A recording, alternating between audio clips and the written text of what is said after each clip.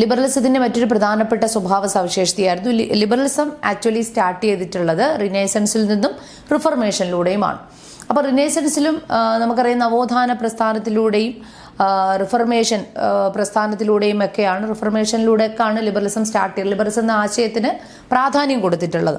അപ്പോൾ ഇവിടെ പറഞ്ഞു ഈ നമ്മുടെ renaissance and reformations to actually stand for reason and rationalism. റിനൈസൻസും റിഫോർമേഷനും ഏറ്റവും കൂടുതൽ പ്രാധാന്യം കൊടുത്ത റീസണിങ്ങിനാണ്. റീസണിങ്ങിൽ ലോജിക്കൽ റീസണിങ്ങിന് പ്രാധാന്യം കൊടുത്തു, യുക്തിവാദ പ്രസ്ഥാനത്തിന് പ്രാധാന്യം കൊടുത്തു. കാര്യം അതുവരെ നമ്മുടെ കാത്തോലിക് സഭയ്ക്കും ഡിവൈനിറ്റിക്കും ദൈവീകതയ്ക്കും ദൈവീകമായിട്ടുള്ള മെസ്സേജസുകൾക്കൊക്കെയാണ് പ്രാധാന്യം കൊടുത്തിരുന്നത്. അതിൽ നിന്നും ഉപരിയായിട്ട് മനുഷ്യനും വ്യക്തി സ്വാതന്ത്ര്യത്തിനും ഇല്ലെങ്കിൽ അതാണ് നിങ്ങൾ പഠിച്ചിട്ടുണ്ടായിരിക്കും ഹ്യൂമാനിസം എന്നൊരാശയം. ഇവിടെയൊക്കെ മനുഷ്യനും അവൻ്റെ വ്യക്തി സ്വാതന്ത്ര്യത്തിനും അവൻ്റെ ആശയങ്ങൾക്കുമാണ് ഹീസ് ഡൂയിങ്സ് ആൻഡ് അവൻ്റെ പ്രവർത്തനങ്ങൾക്ക് ആണ് പ്രാധാന്യം കൊടുത്തത്. അപ്പോൾ ഇതിൽ നിന്നാണ് ലിബറലിസം എന്നൊരാശയവും വന്നിരിക്കുന്നത്. അതുകൊണ്ടാണ്. അപ്പോൾ അതുവരെയുള്ള എല്ലാ സൂപ്പർസ്റ്റിഷൻസും കാത്തോലിക് ചർച്ചിൻ്റെ എല്ലാ തരത്തിലുള്ള അന്ധവിശ്വാസങ്ങളെ എതിർത്തുകൊണ്ട് വ്യക്തിക്ക് പ്രാധാന്യം കൊടുത്തിട്ടുള്ള ഒരു ആശയമായിരുന്നു liberalism. It against the feudal model of man as the passive being. പിന്നെ ഫ്യൂഡലിസ്റ്റ് സൊസൈറ്റിയിലും മനുഷ്യൻ പാസീവ് ബീയിങ് ആണ്. നമ്മൾ അവർ പറയുന്നതെല്ലാം അനുസരിച്ചുകൊണ്ട് നമ്മൾ സ്ലേവറി അടിമത്തം നിലനിന്നിരുന്ന കാലഘട്ടത്തെ എതിർത്ത് കൊണ്ടുവന്നിട്ടുള്ള ഒരു ആശയമാണ് ലിബറലിസം എന്ന് പറയുന്നത്. Liberalism favours the model of man. മനുഷ്യനാണ് പ്രാധാന്യം കൊടുത്ത who is more active and more acquisitive ആണ്. മനുഷ്യൻ കൂടുതൽ ആക്റ്റീവാണ്, മോർ അക്യൂസിറ്റീവുമാണ്. അപ്പോൾ ഇതായിരുന്നു ലിബറലിസം എന്ന ആശയം. That is liberalism opposite to ട്രെഡി. പാരമ്പര്യ കാലഘട്ടത്തിൽ നിലനിന്നിരുന്ന അന്ധവിശ്വാസങ്ങളെ എതിർത്ത് കൊണ്ടുവന്നിട്ടുള്ള ഒരു ആശയമാണ് ലിബറലിസം. എങ്കിൽ ഡെമോക്രസി ജനാധിപത്യത്തിന് പ്രാധാന്യം കൊടുക്കുന്നു.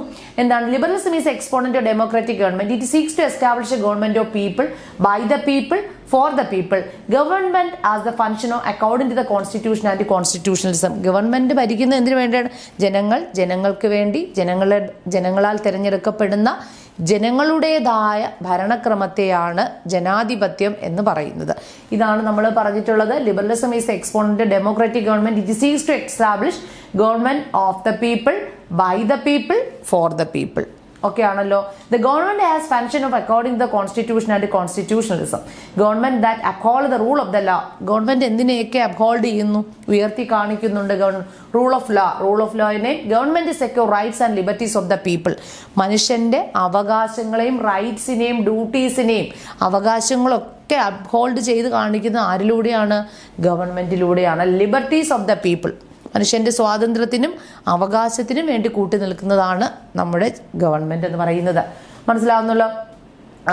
ഡെമോക്രസി ആൻഡ് ഇനി നമ്മുടെ മക്ഗവൺ എന്ന് പറയുന്നത്, McGovern is another most eminent ആയിട്ടുള്ള ഒരു പൊളിറ്റിക്കൽ തിങ്കർ ആൻഡ് സ്കോളറാണ്. According to his opinion about liberalism, അദ്ദേഹത്തിന്റെ അഭിപ്രായത്തിൽ ലിബറലിസം എന്ന ആശയം കൊണ്ട് അർത്ഥമാക്കുന്നത് എന്താണ്? According to McGovern, it is a combination of democracy and individualism. ജനാധിപത്യവും വ്യക്തിത്വവും ചേർന്നിട്ടുള്ള ഒരു കോമ്പിനേഷനാണ് എന്നതുകൊണ്ട് അർത്ഥമാക്കുന്നത്, ലിബറലിസം എന്നതുകൊണ്ട് അർത്ഥമാക്കുന്നത്. വ്യക്തമായിട്ട് മനസ്സിലായിട്ടുണ്ടല്ലോ. ഓക്കെ. ഇനി അടുത്തത് വെൽഫെയറിസം. വെൽഫെയർ എന്ന് വെച്ചാൽ ക്ഷേമരാഷ്ട്രം. എന്താണ് ക്ഷേമരാഷ്ട്രം? Liberalism is a closely associated with welfarism. Welfarism is a state of activities. The state of activity, പ്രവർത്തനങ്ങളിലൂടെ മാത്രമേ നമ്മളൊരു രാഷ്ട്രത്തെ ക്ഷേമരാഷ്ട്രമാക്കി മാറ്റാൻ കഴിയത്തുള്ളൂ, അല്ലേ? It is idea that state work of welfare of the people. അതായത് ജനങ്ങളുടെ ക്ഷേമത്തിന് വേണ്ടിയിട്ട് ഒരു രാഷ്ട്രം പ്രവർത്തിക്കുമ്പോൾ ജനങ്ങളാണ് ഇവിടെ പ്രവർത്തിക്കുന്നത്. പ്രവർത്തനം ചെയ്യേണ്ടത് ആരാ? വ്യക്തികളാണ്. വ്യക്തികളുടെ പെർഫോമൻസിലൂടെ ആ രാഷ്ട്രം നേടിയെടുക്കുന്ന ക്ഷേമം എന്ന് വെച്ചാൽ ജനങ്ങൾക്കല്ലേ അത് കിട്ടുന്നേ. ഓക്കെ.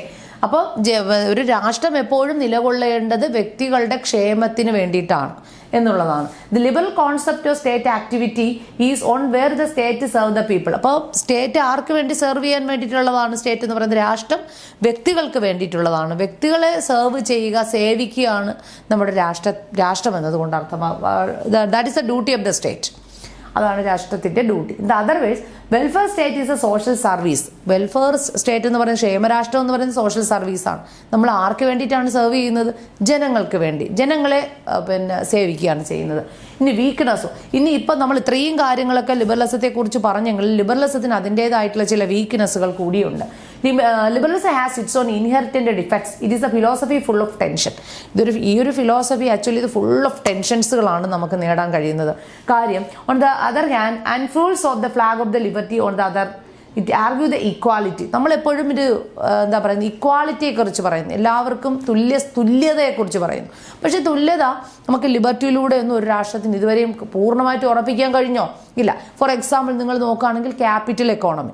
ഈ capital economy one of the main features of the ലിബറലിസത്തെ കുറിച്ച് പറയുകയാണെങ്കിലും ഈ എന്താ പറയുന്നത്, സമ്പത്ത് കുറേ വ്യക്തികളുടെ കയ്യിൽ മാത്രം ഒതുങ്ങുന്നില്ലേ? അപ്പോൾ ഇന്നിക്വാളിറ്റി കൈ വരത്തില്ലേ? ഇല്ല, വരും. അപ്പോൾ സ്വാഭാവികമായും ഇന്നിക്വാളിറ്റി ഇല്ലെങ്കിൽ വരാനിടയുണ്ട് അല്ല. അപ്പോൾ ഇതൊക്കെ ഒരു നമ്മൾ ലിബറലിസത്തിൻ്റെ ഒരു weakest merits and demerits also. One of the main ഡീമെറിറ്റ്സുകൾ നമുക്ക് ഇതിലെടുത്ത് പറയേണ്ടതാണ്. The other hand work within the framework of market society. It promise equal opportunity to all. On the other hand it asks unlimited rights to acquire property. ഞാൻ നേരത്തെ പറഞ്ഞതുപോലെ ഒരു market സൊസൈറ്റിക്ക് ഒരു പ്രാധാന്യം കൊടുക്കുന്നു, ഒരു ക്യാപിറ്റലിസ്റ്റ് സൊസൈറ്റിക്ക് ഒരു പ്രാധാന്യം നൽകുന്നുവെങ്കിലും ഈ സ്വത്തെല്ലാം ഒരാളുടെ കൈ മാത്രമേ ഒതുങ്ങുന്നുള്ളൂ. അപ്പോൾ ഒരു സൊസൈറ്റിയിൽ പൂർണ്ണമായിട്ടും ഒരു എക്യൂർ പ്രോപ്പർട്ടി എല്ലാവർക്കും നേടിയെടുക്കാനുള്ള അവകാശം വരുന്നുണ്ടോ? ഇല്ല, കിട്ടുന്നില്ല, ലഭിക്കുന്നില്ല. It sees to demand a share of profit of the welfare of those who are unemployed and needy. പക്ഷെ നമുക്ക് തൊഴിലില്ലാത്തവർക്കും അതുപോലെ തന്നെ നീഡി പീപ്പിൾസിനും ഇതൊന്നും ഒരു എന്താ പറയുന്നില്ല, കൃത്യമായിട്ട് നേടിയെടുക്കാൻ നമ്മുടെ സൊസൈറ്റിയിൽ കഴിയുന്നില്ല. ഒരുപാട് തൊഴിലില്ലാത്ത ഒത്തിരി പേരുണ്ട്, അൺഎംപ്ലോയിഡ് ആയിട്ടുള്ള ഒത്തിരി വ്യക്തികളുണ്ട്. അതുപോലെ തന്നെ those who R needy people, ഒന്നും ആവശ്യക്കാരായിട്ടുള്ള ഒത്തിരി ജനങ്ങളുണ്ട്. അവർക്കൊക്കെ തന്നെ ഈ സമ്പത്ത് അവരിലേക്ക് എത്തിക്കാൻ കഴിയുന്നുണ്ടോ? ഇല്ല. പ്രോപ്പർട്ടി റൈറ്റ്സ് ഒന്നും അവർക്ക് ലഭിക്കുന്നില്ല. Other candidate will the capitalist because നമ്മുടെ ഈ ഒരു one of the main demerits of the ലിബറലിസത്തിന്റെ പ്രധാനപ്പെട്ട ഒരു ഡീമെറിറ്റ്സ് എന്ന് പറയുന്നത് ക്യാപിറ്റലിസ്റ്റ് എക്കോണമി തന്നെയാണ്. It create the ultimately inequalities. അതായത് നമ്മുടെ സൊസൈറ്റിയിൽ അൾട്ടിമേറ്റ് ആയിട്ടുള്ള ഇന്നിക്വാളിറ്റിയാണ് നേടിയെടുക്കാൻ ഇതിലൂടെ കഴിയുന്ന ഒരു ക്യാപിറ്റലിസ്റ്റ് എക്കോണമിയിലൂടെ ലിബർട്ടിയിൽ. Okay. And the other endeavors to establish the egalitarian society. അതിലൂടെ നമ്മൾ ഈഗൽറ്റേറിയൻ സൊസൈറ്റിയിലേക്ക് വഴിതെളിക്കുന്നു. സോ അപ്പം നമ്മൾ പറഞ്ഞു നിർത്തിയിട്ടുള്ളത് ഈഗൽറ്റേറിയൻ സൊസൈറ്റിയെ കുറിച്ചിട്ടാണ്. അത് മേ ബി ചിലപ്പം ചോദിക്കും. ഈഗൽറ്റേറിയൻ സൊസൈറ്റിയെ കുറിച്ച് പറയുകയാണെങ്കിൽ എല്ലാവർക്കും തുല്യ അവസരം ലഭ്യമാകുന്നൊരു സൊസൈറ്റി. ഓൾ പീപ്പിൾ, നമ്മുടെ സൊസൈറ്റിയിലുള്ള എല്ലാവർക്കും തുല്യമായ അവസരങ്ങൾ ലഭ്യമാകുന്ന സൊസൈറ്റിയാണ് നമ്മൾ ഈഗൽറ്റേറിയൻ സൊസൈറ്റി എന്ന് പറയുന്നത്. ഈ ഈഗൽറ്റേറിയൻ സൊസൈറ്റിയെ സ്ഥാപിച്ചെടുക്കുന്നതിന് ലിബറലിസത്തിലൂടെ സാധ്യമല്ല. ബിക്കോസ് അതാണ് നമ്മുടെ ലിബറലിസത്തിന് ഏറ്റവും വലിയ ഒരു ഡീമെറിറ്റ്സ് എന്നോ വീക്ക്നെസ് ഓഫ് ലിബറലിസം എന്ന് പറയാം. അപ്പോൾ ഈഗൽറ്റേറിയൻ നിങ്ങൾക്ക് ചോദിക്കാൻ ചാൻസ് ഉണ്ട്. തുല്യ അവസരം ലഭ്യമാകുന്ന, അതായത് ഓൾ പീപ്പിളിന്, എല്ലാ ജനങ്ങൾക്കും തുല്യ അവസര സമത്വം ലഭ്യമാകുന്ന ഒരു സൊസൈറ്റിയാണ് സമത്വപൂർണമായ സൊസൈറ്റി, അല്ലെ? സമഗ്രപൂർണ്ണ അല്ലെങ്കിൽ സമത്വം ലഭ്യമാകുന്ന സൊസൈറ്റിയാണ്, എല്ലാവർക്കും തുല്യ അവസരം ലഭ്യമാകുന്ന സൊസൈറ്റിയാണ് ഈഗൽറ്റേറിയൻ സൊസൈറ്റി എന്നതുകൊണ്ട് അർത്ഥമാക്കുന്നത്. അപ്പോൾ അത് നമുക്ക് ലിബറലിസത്തിലൂടെ സാധ്യമാക്കി എടുക്കാൻ കഴിയുകയില്ല. സോ നെക്സ്റ്റ് നമ്മൾ പഠിക്കാൻ പോകുന്നത് മറ്റൊരു പ്രധാനപ്പെട്ട പൊളിറ്റിക്കൽ തിയറി ആയിട്ടുള്ള മാർക്സിസത്തെ കുറിച്ചാണ്. ഇനി മാർക്സിസത്തെ കുറിച്ച് എങ്ങനെയാണ് മാർക്സിസം എന്നൊരു തിയറിയുടെ വരവെന്ന് നമുക്ക് നോക്കാം. അപ്പോൾ following the establishment of factories and the capitalist mode of the production during the 17th and 18th century, the conditions of workers became deteriorated. So നമ്മൾ ഇത്രയും നേരം പഠിച്ചുകൊണ്ടിരുന്നത് മാർക്സിസത്തിൻ്റെ റിലവൻസുകളായിരുന്നു. ഇനി നമ്മൾ പഠിക്കാൻ പോകുന്നത് റിലവൻസ് ഓഫ് മാർക്സിസം. സോ ഒരു മിനിറ്റ്. സോ ഇനി നമ്മൾ പഠിക്കാൻ പോകുന്നത് റിലവൻസ് ഓഫ് മാർക്സിസത്തെ കുറിച്ചാണ്. അവിടെ നമ്മൾ മാർക്സിസത്തിൻ്റെ ആധുനിക കാലഘട്ടത്തിലെ പ്രാധാന്യത്തെക്കുറിച്ചാണ് പഠിക്കാൻ പോകുന്നത്. അപ്പോൾ നമുക്ക് നോക്കാം എന്താണെന്നുള്ളത്. Marxism both as philosophy and practice has attained the position unparalleled in social and political thought. It appeal crosses all boundaries and in fact all limits. It is adversaries as much conceived of its strength as it is admired. And it is shortcomings or obvious. ഇനി നമ്മൾ മാർക്സിസത്തിൻ്റെ പ്രാധാന്യത്തെക്കുറിച്ച് പറയുകയാണെങ്കിൽ ഇന്ന് ലോകത്ത് ആകമാനം തന്നെ അതിയായി വ്യാപിച്ചുള്ള അൺപാരൽഡ് ആയിട്ടുള്ള എന്ന് വെച്ചാൽ ഒന്നുകൂടെ പറയുകയാണെങ്കിൽ ഇന്ന് ലോകത്താകമാനം തന്നെ അൺപാരൽഡ് ആയിട്ട് വ്യാപിച്ചിരിക്കുന്ന ഒരു ഐഡിയോളജി ആയിട്ട്, ഒരു പ്രാക്ടീസായിട്ട് മാറിയിരിക്കുകയാണ് എന്തെന്നറിയപ്പെടുന്നത് നമ്മുടെ മാർക്സിസം എന്നുള്ള ആശയം. അൺപാരൽഡ് ആയിട്ടുള്ളത്, അൺപാരൽഡ് സോഷ്യൽ ആൻഡ് പൊളിറ്റിക്കൽ തോട്ടാണ് മാർക്സിസം എന്ന് പറയുന്നത്. അപ്പോൾ ഇവിടെ it appeal the cross boundaries. ഇന്ന് നമ്മൾ എല്ലാ അതിർവരമ്പുകളെയും വരെ എക്സ്പാൻഡ് ചെയ്തിട്ടുള്ള, അതാണ് അൺപാരൽഡ് എന്ന് പറയുന്നത്. വ്യാപിച്ചു കിടക്കുന്ന, അതിശക്തമായിട്ട് വ്യാപിച്ചു കിടക്കുന്ന ഒരു ഐഡിയ അല്ലെങ്കിൽ ഐഡിയോളജിയാണ് മാർക്സിസം എന്ന് പറയുന്നത്. അപ്പോൾ ഇതൊക്കെ അതിൻ്റെ ഒരു പോസിറ്റീവ് വശങ്ങളാണ്. അപ്പോൾ അതിനോട് ഇൻഫാക്ട് ആൾ ലിമിറ്റ്സ് ആൾസോ, എങ്ങനെയൊക്കെ ആണെങ്കിൽ കൂടിയും ആൻഡ് എക്സ്പാൻഷൻ ചെയ്തിരിക്കുന്ന ഒരു പ്രാക്ടീസും ഐഡിയോളജിയുമാണ് നമ്മുടെ മാർക്സിസം എങ്കിലും ഇതിൻ്റേതായിട്ടുള്ള ചില ലിമിറ്റേഷൻസുകളുണ്ട്. ആ ലിമിറ്റേഷൻസുകളാണ് നമ്മളിവിടെ നോക്കാം. റിലവൻസും നോക്കണം, ലിമിറ്റേഷൻസും നമുക്ക്. It is adversaries as the much conceived of its strength as its admates. ഇത് നമുക്കിതിൻ്റെ അഡ്വർസറീസ് നോക്കുന്നതിനോടൊപ്പം തന്നെ ഇതിൻ്റെ അഡ്മേറ്റ്സ് നോക്കുന്നതിനോടൊപ്പം തന്നെ പ്രകീർത്തിച്ച് പറയുന്നതിനോടൊപ്പം തന്നെ ഇതിനെ അപകീർത്തിക്കുന്നതിനും ഇടയാക്കിയ നിരവധി ഒരു ഘടകങ്ങളുണ്ട്. അവയാണ് നമ്മൾ നോക്കുന്നത്. As it is shortcomings are obvious. ഇതിൻ്റെ ചില ഷോർട്ട് കമ്മിങ്സുകൾ അല്ലെങ്കിൽ ഡീമെറിറ്റ്സുകൾ നമുക്ക് നോക്കാം. ലിമിറ്റേഷൻസുകൾ മാർക്സിസത്തിന് ഉണ്ടായിട്ടുണ്ട്. അതേതൊക്കെയാണെന്നാണ് നമ്മൾ ഈ ഒരു ഭാഗത്തൂടെ നോക്കുന്നത്. ഒന്നത് പ്രധാനമായിട്ടും ഞാൻ എടുത്ത് പറയുകയാണെങ്കിൽ the Marxism formulations in practices have been really disappointing. മാർക്സിസത്തിൻ്റെ പ്രാക്ടീസുകൾ, മാർക്സിസം ഒരു രാഷ്ട്രത്തിലൂടെയല്ല നമ്മൾ നടപ്പിലാക്കുന്നത്. അപ്പോൾ ആ രാഷ്ട്രത്തിലൂടെ നടപ്പിലാക്കുമ്പോൾ ആ രാഷ്ട്രത്തിന് സംഭവിക്കുന്ന അൺഡെവലപ്മെൻറ്റിലൂടെ നമുക്കിത് മനസ്സിലാക്കാം. എന്ന് പറയുമ്പോൾ എന്താണ് അർത്ഥമാക്കുന്നത്? Marxism as a practice in fail whatever the reason one chief reason has been centralising tendency. മാർക്സിസത്തിൻ്റെ ഒരു ഷോർട്ട് കമ്മിങ്സ് എന്ന് പറയുന്നത് ഒരു സെൻട്രലൈസിങ് ടെൻഡൻസിയാണ്. ഒരു അധികാര കേന്ദ്രീകരണം, ഒരു വ്യക്തിയിൽ തന്നെ അധികാര കേന്ദ്രീകരണം നടക്കുകയുണ്ടായിട്ടുണ്ട്. അതിനൊരു ഉദാഹരണം സെൻട്രലൈസ്ഡ് ടെൻഡൻസി എന്ന് പറയുമ്പോൾ ഡിക്റ്റർഷിപ്പ്. നമ്മൾ പറഞ്ഞു ഡിക്റ്റർഷിപ്പ് ഇൻ ദ ഹാൻഡ്സ് ഓഫ് പ്രോലിറ്ററൈറ്റ്സ്. ഒരു അതായത് workers became the ruling class. അതാണല്ലോ പ്രോലിറ്ററൈറ്റ്സ് എന്ന് പറയുന്നത്. അപ്പോൾ ഈ വർക്കേഴ്സിന് ഒരു ഡിക്റ്റർഷിപ്പ് കൊടുത്തതിൻ്റെ ഫലമായിട്ട് the dictatorship of the proletariat became dictatorship of the communist party. അപ്പോൾ ഡിക്റ്റർഷിപ്പ് നമ്മൾ ആർക്ക് കൊടുത്തു? പ്രോലിറ്ററൈറ്റിന്, വർക്കേഴ്സിൻ്റെ റൂളിംഗ് ക്ലാസ് ബിക്കേം ഡിക്റ്റർഷിപ്പ് ആയപ്പോഴത്തേക്കും നമ്മൾ കമ്മ്യൂണിസ്റ്റ് പാർട്ടി തന്നെ ഒരു അധികാര കൈകേന്ദ്രീകരണം നടക്കുകയുണ്ടായിട്ടുണ്ട്. അപ്പോൾ അതിൻ്റെ ഫലമായിട്ട് the party dictatorship became ultimately dictatorship of the man. അപ്പോൾ പാർട്ടിയുടെ ഡിക്റ്റർഷിപ്പ് എന്ന് പറയുമ്പോൾ ഒരു വ്യക്തിയുടെ അധികാര കേന്ദ്രീകരണത്തിലേക്ക് വഴിതെളിച്ചു. അതാണ് സെൻട്രലൈസ്ഡ് ടെൻഡൻസി എന്ന് പറയുന്നത്. അപ്പോൾ ഇതിൻ്റെ ഫലമായിട്ട് എന്ത് സംഭവം? For example dictatorship of the man, but that Stalin or the Mao, the Soviet Union reform movement, അതായത് ഗ്ലാസ്നോട്ട് മൂവ്മെന്റ് കേട്ടിട്ടുണ്ടായിരിക്കും, initiated by the Mikhail Gorbachev, marked the beginning of the end of the communist movement not only in the Europe but also all the world also. അതായത് നിങ്ങൾക്കറിയാം സ്റ്റാലിനും മാവോസേത്തുങ്ങും കൊണ്ടുവന്ന അധികാരങ്ങൾ അല്ലെങ്കിൽ അവർ കൊണ്ടുവന്ന റിഫോംസുകളിലൂടെ തന്നെ അല്ലെങ്കിൽ സെൻട്രൽ ടെൻഡൻസിയുടെ ഫലമായിട്ട് മാർക്സിസം എന്നൊരു ആശയത്തിന് തന്നെ എന്ത് സംഭവിച്ചു? ലിമിറ്റേഷൻസുകൾ സംഭവിക്കുകയുണ്ടായി. അതായത് നമുക്ക് നോക്കാം, സോവിയറ്റ് യൂണിയനിലെ ഗ്ലാസ്നോട്ട് പ്രസ്ഥാനം നിങ്ങൾ കേട്ടിട്ടുണ്ടായിരിക്കാം. എസ്പെഷ്യലി അപ്പോൾ ഈ ഗ്ലാസ്നോട്ട് പ്രസ്ഥാനം ഉണ്ടാക്കിയെടുത്തത് ആരാണ്? ഇനിഷ്യേറ്റ് ചെയ്തത് ആരാണ്? മിഖൈൽ ഗോർബിച്ചോ ആണ്. Market the beginning. അപ്പോൾ ഈ മിഖൈൽ ഗോർബിച്ചോ റഷ്യയിൽ കൊണ്ടുവന്ന, സോവിയറ്റ് യൂണിയനിൽ കൊണ്ടുവന്ന ഗ്ലാസ്നോട്ട് പ്രസ്ഥാനത്തിൻ്റെ അത് നിങ്ങൾ വളരെ വ്യക്തമായിട്ട് തന്നെ നമ്മൾ അദ്ദേഹത്തിൻ്റെ ഈ ഒരു തിയറി അടുത്ത യൂണിറ്റിലൂടെ പഠിക്കും. അപ്പോൾ ഇദ്ദേഹം കൊണ്ടുവന്ന മിഖൈൽ ഗോർബിച്ചോ കൊണ്ടുവന്ന ഗ്ലാസ്നോട്ട് പ്രസ്ഥാനത്തിൻ്റെ ഫലമായി കമ്മ്യൂണിസ്റ്റ് മൂവ്മെൻറ്റിൻ്റെ അവസാനം നമ്മൾ not only is in USSR, അതായത് USSRൽ മാത്രമല്ല അതിൻ്റെ ഒരു പതനം സംഭവിച്ച് യൂറോപ്പിൽ ആകമാനം തന്നെ തകർച്ച സംഭവിക്കുന്നതിനിടയായി. The communist China was introduced numerous liberalisation measures in economy and polity. അതുപോലെ തന്നെ കമ്മ്യൂണിസ്റ്റ് ചൈനയിലൂടെ ഒരു മാർക്സിസ്റ്റ് പ്രസ്ഥാനം കൊണ്ടുവന്നതിൻ്റെ ഫലമായിട്ട് അവിടെ അവർ സാമ്പത്തിക തലത്തിലും സാമൂഹിക തലത്തിലും ഒരുപാട് ലിബറലിസ്റ്റ് ഐഡിയാസ് ഒക്കെ അവർ കൊണ്ടുവന്നു. പക്ഷേ ഇത് എന്തിലേക്ക് വഴിതെളിക്കുകയുണ്ടായിട്ടുണ്ട്? Introduced numerous liberalisation measures in the economy and polity. The relevance of Marxism has been alternative ideology before the world is no more unquestioned. അപ്പോൾ ആരും ചോദ്യം ചെയ്യപ്പെടാത്ത ലിബറലിസ്റ്റ് ഐഡിയാസ് ഒക്കെ അവർ കൊണ്ടുവന്നു. അതൊരു നല്ല കാര്യമാണ്. എങ്കിൽ തന്നെയും ഇതിൻ്റെ പല ആശയങ്ങളും ആരും ചോദ്യം ചെയ്യപ്പെടാത്ത വിധത്തിൽ ഇപ്പോഴും സ്റ്റിൽ അവിടെ കണ്ടിന്യൂ ചെയ്തു പോകുന്നുമുണ്ട്. അപ്പോൾ നമുക്കിതിൻ്റെ ഒരുപാട് ലിമിറ്റേഷൻസുകളും ഉണ്ട് എന്നുള്ള ഒരുപാട് ലിബറലിസ്റ്റ് ഐഡിയാസുകൾ കൊണ്ടുവന്ന കാര്യത്തിൽ ഒത്തിരി ന്യൂ എമർജിങ് പോളിസികൾ കൊണ്ടുവന്നിട്ടുമുണ്ട്. പോളിസി റിഫോംസുകൾ കൊണ്ടുവന്നു. ഇതൊരു റിഫോം മൂവ്മെൻ്റ് ആണെന്ന് നിങ്ങൾ ആദ്യം മനസ്സിലാക്കാം. ഓക്കെ, അപ്പോൾ communist China introduced numerous liberalisation measures in economy and polity. The relevance of Marxism has been alternative ideology before the world is no more അൺക്വസ്റ്റ്യൻഡ്.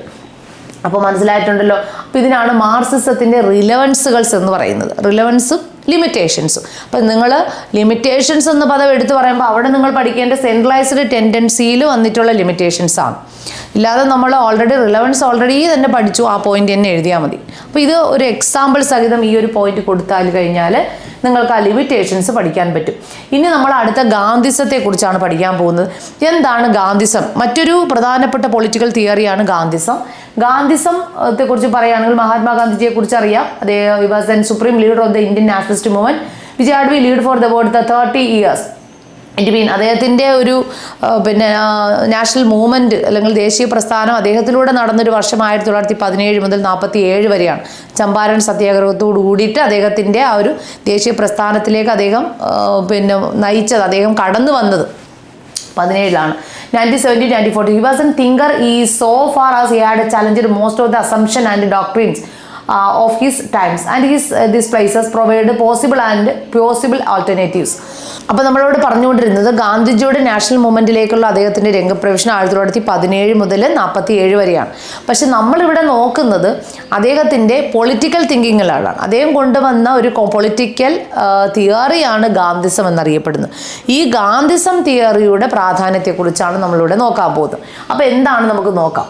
It is a difficult project of Gandhiji in any particular frame. He was more than a Plato, and he is possible call him a Socrates. He was more than a Aristotle, one can call him a Buddha. He was more than a Mill or a Marx, one he can call him Guru Nanak. Gandhiji was a liberal among the Marxists and Marxist among the liberal. He was a democratic among the individuals and the individuals among the socialists. He was an idealist among the realists and a realist among the idealists. He had combined himself as the virtue of all known ideologies past or the present. ഇനി അദ്ദേഹത്തെക്കുറിച്ച് പറയുകയാണെങ്കിൽ നമ്മൾ ഈ political philosophy എന്നൊരു ആശയമുണ്ട്, നിങ്ങൾ കേട്ടിട്ടുണ്ടായിരിക്കാം. ഒരുപാട് theory, അതായത് നിരവധി തത്വചിന്തയിൽ അധിഷ്ഠിതമായ പൊളിറ്റിക്കൽ തിയറി, ഐഡിയലിസം, ആദർശവാദ പ്രസ്ഥാനം, പ്രാഗ്മാറ്റിസം, റിയലിസം, മാർക്സിസം, അങ്ങനെയൊക്കെയുള്ള നിരവധി പൊളിറ്റിക്കൽ ഫിലോസഫീസും ഉണ്ട്. അപ്പോൾ ഗാന്ധിജി ഇത് ഏത് ഗ്രൂപ്പിൽ പെട്ട ഒരു വ്യക്തിയാണ് എന്ന് ചോദിക്കുമ്പോൾ നമുക്ക് കൃത്യമായിട്ട് പറയാൻ കഴിയത്തില്ല. ബിക്കോസ് അദ്ദേഹം എല്ലാ ആശയങ്ങളിലും കൂടി combination of mixture of all these ideas, all these philosophical ideas, ഇതാണ് ഗാന്ധിജിയുടെ ഒരു ഐഡിയോളജി എന്ന് പറയുന്നത്. അത് അദ്ദേഹം എടുത്തു പറയുകയാണെങ്കിൽ ഒരു മാർക്സിസ്റ്റ് ആണെന്ന് ചോദിക്കുമ്പോൾ അദ്ദേഹം ഒരു മാർക്സിസ്റ്റ് ആണ്. Gandhiji was liberal among the Marxist, അതായത് മാർക്സിസത്തിലെ ലിബറൽമാരിൽ ഉൾപ്പെടാണെന്ന് ചോദിക്കുമ്പോൾ ആണ്. And the Marxist among the liberals, ലിബറലിൽപ്പെട്ട മാർക്സിസ്റ്റ് ആണെന്ന് ചോദിച്ചാൽ അതുമാണ്. അദ്ദേഹം ഒരു ജനാധിപത്യവാദിയാണോ? ആണ്. ഒരു വ്യക്തിത്വവാദിയാണോ? അതുമാണ്. അപ്പോൾ അതുകൊണ്ട് തന്നെ among the socialist he was an idealist among the realist. റിയലിസത്തിലെ ഐഡിയലിസ്റ്റാണ് ആൻഡ് ഐഡിയലിസത്തിലെ റിയലിസ്റ്റാണ്. He had combined himself as a virtue, അതായത് എല്ലാ ആശയങ്ങളിലുമുള്ള എല്ലാ ഫിലോസഫിക്കൽ ഐഡിയാസിലുമുള്ള എല്ലാ വിർച്യു, നന്മകൾ എല്ലാതും. ഇപ്പോൾ ഐഡിയോളജി പ്രസ്ഥാനം, ഐഡിയൽ പ്രസ്ഥാനം എന്ന് വെച്ചാൽ ആദർശവാദം, ഐഡിയലിസം. അപ്പോൾ ഐഡിയലിസത്തിലും മാർക്സിസത്തിലും റിയലിസത്തിലും സോഷ്യലിസത്തിലും ഇതിലൊക്കെയുള്ള നന്മയുടെ പര്യായമാണ് ഗാന്ധിജി എന്ന് പറയുന്നത്. ഗാന്ധിസം എന്ന ആശയത്തിൽ എല്ലാ പൊളിറ്റിക്കൽ ഫിലോസഫിക്കൽ ഫാക്ടേഴ്സും ഉൾപ്പെടുത്തിയിട്ടുണ്ട്. ഈ ആശയങ്ങളെല്ലാം അടങ്ങിയ ഒരു നന്മയിലേക്ക്, വിർച്യൂസിലേക്ക് നയിക്കുന്ന വ്യക്തിയാണ്. വിർച്യു എന്നൊരു ഐഡിയോളജിയാണ് അദ്ദേഹം കൊണ്ടുവന്നത്. ഇനി Gandhiji as a critic of western civilisation. ഇനി പാശ്ചാത്യ വെസ്റ്റേൺ സിവിലൈസേഷൻ്റെ ഒരു ക്രിട്ടിക്കാണ് ആരെന്നറിയപ്പെടുന്നത്, വിമർശകനാണ് Gandhiji. Gandhiji was a critic of western civilisation.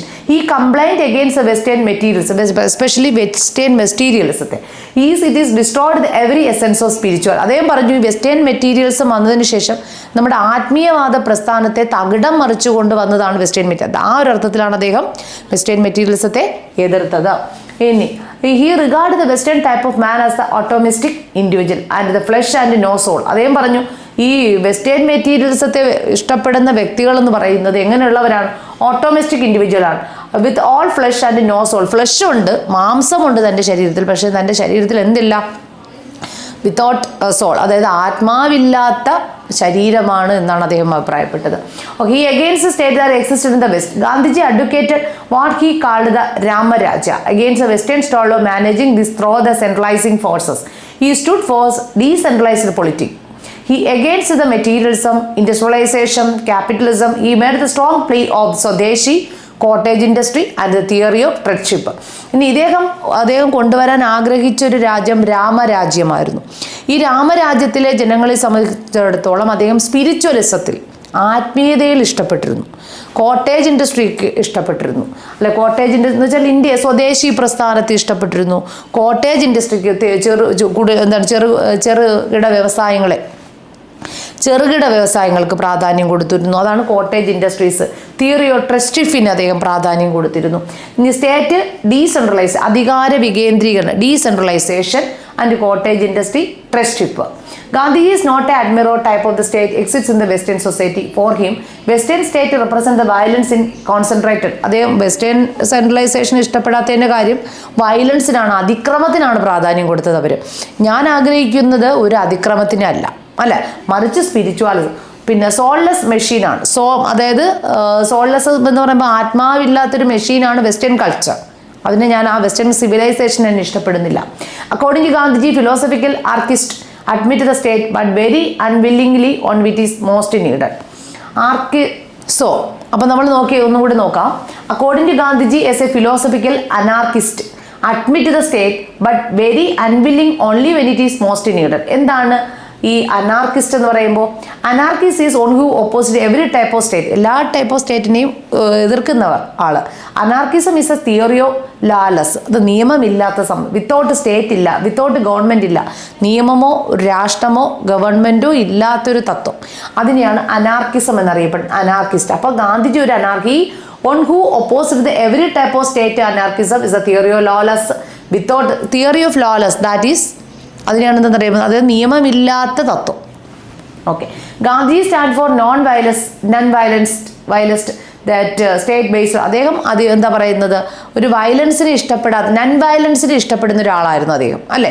അപ്പം നൺ വയലൻസിനെ ഇഷ്ടപ്പെടുന്ന ഒരു വ്യക്തിയാണ് ആരെന്നറിയപ്പെടുന്നത്, ഗാന്ധിജി എന്നറിയപ്പെടുന്നത്. അപ്പോൾ Gandhiji stand for non violence state based on the constant of people near the unity of the society. Gandhiji advocate decentralisation of power ശക്തി എങ്ങനെയുള്ളതായിരിക്കണം, അധികാര വികേന്ദ്രീകരണത്തിന് പ്രാധാന്യം കൊടുത്തു, നൺ വയലൻസിനാണ് പ്രാധാന്യം കൊടുത്തത്, അല്ലേ? അല്ലാതെ വയലൻസിനാണോ അതിക്രമത്തിനല്ല അദ്ദേഹം പ്രാധാന്യം കൊടുത്തിട്ടുള്ളത്. Both political and economical. Spirit of Gandhian economy democracy is the spirit of decentralisation. Gandhiji spirit of democracy, ഗാന്ധിജിയുടെ അഭിപ്രായത്തിൽ ജനാധിപത്യം എന്ന് പറയുന്നത് spirit of decentralisation. Spirit of decentralisation means അധികാര വികേന്ദ്രീകരണം. Local unit of the reaching is appus. The essence of decentralization according to Gandhiji it that all power flow from below the go up and ascending order. എല്ലാ പവറും ascending order, ഡിസെൻഡിങ്ങിലല്ല ascending ഓർഡറിലാണ് പൊക്കോണ്ടിരിക്കുന്നത്. ഇതാണ് അദ്ദേഹം പറഞ്ഞിട്ടുള്ളത്. Next ഇനി നമ്മൾ ഗാന്ധിസത്തിൽ പഠിക്കേണ്ടിയിട്ടുള്ള ഒരു main ആയിട്ടുള്ള ഒരു പോയിന്റ് എന്ന് പറയുന്നത് Gandhiji concept of decentralisation. Decentralisation എന്ന് പറയുമ്പോൾ അദ്ദേഹത്തിന് അർത്ഥമാകുന്ന എക്കണോമിക്കൽ കോൺസെപ്റ്റാണ്. അതായത് he argued for the devolution of economical power as well. He advocated village economy. അദ്ദേഹം എക്കണോമിക്കൽ പവർ എന്ന് പറയുമ്പോൾ വില്ലേജ് എക്കോണമി, അതായത് കോട്ടേജ് ഇൻഡസ്ട്രി, ചെറുകിട വ്യവസായം, കുടിൽ വ്യവസായം, ഇതിനൊക്കെയാണ് അദ്ദേഹം പ്രാധാന്യം കൊടുത്തിട്ടുള്ളത്. അപ്പോൾ village economy through the promotion of village small cottage industry in fact was the reliant village economy. അദ്ദേഹം എപ്പോഴും ഒരു ചെറുകിട കുടിൽ വ്യവസായത്തിനും ഗ്രാമപ്രദേശങ്ങളുടെ കുടിൽ വ്യവസായത്തിനും ഒക്കെയാണ് പ്രാധാന്യം കൊടുത്തത്. അതായത് ഗ്രാമങ്ങളുടെ ഉദ്ധരണത്തിലൂടെ റിയലന്റ് സ്വാശ്രയത്വം ആഗ്രഹിച്ചിട്ടുള്ള ഒരു ഗ്രാമം ഉയർന്നു വരും. അപ്പോൾ അത്തരത്തിലുള്ള ഗ്രാമങ്ങളുടെ ഉയർച്ച തൻ്റെ സ്റ്റേറ്റിൻ്റെ വെൽഫെയറിന് വരെ സഹായിക്കും എന്നുള്ളതാണ്. അതാണ് ഈ വികേന്ദ്രീകരണം എന്നതുകൊണ്ട് അദ്ദേഹം അർത്ഥമാക്കിയിട്ടുള്ളത്. His concept of Swadeshi is a spirit which referred to as the serve the immediate neighbors and to use things produced in your neighborhood is the preference to those more remote. അപ്പോൾ നമ്മൾ സ്വന്തം നാട്ടിൽ ഉൽപ്പാദിച്ച സാധനം, അതാണല്ലോ സ്വദേശീവൽക്കരണം, ചർക്ക പ്രസ്ഥാനം ഒക്കെ. നിങ്ങൾ ചർക്കയിലൂടെ നൂൽത്ത് ഉണ്ടാക്കിയ വസ്ത്രങ്ങൾക്ക് പ്രാധാന്യം കൊടുത്തു, സ്വദേശീവൽക്കരണത്തിന് അദ്ദേഹം പ്രാധാന്യം കൊടുത്തു. കോട്ടേജ് ഇൻഡസ്ട്രി, ചെറുകിട വ്യവസായം, കുടിൽ വ്യവസായം, ഇതിനൊക്കെയാണ് അദ്ദേഹം വളരെയധികം പ്രാധാന്യം നൽകിയിട്ടുള്ളത്. ഓക്കെ, ഇനി ഗാന്ധിജിയുടെ മറ്റൊരു പ്രധാനപ്പെട്ട ഐഡിയയാണ് ട്രസ്റ്റിഷിപ്പ് എന്ന് പറയുന്നത്. എന്താണ് ഈ ട്രസ്റ്റിഷിപ്പ്?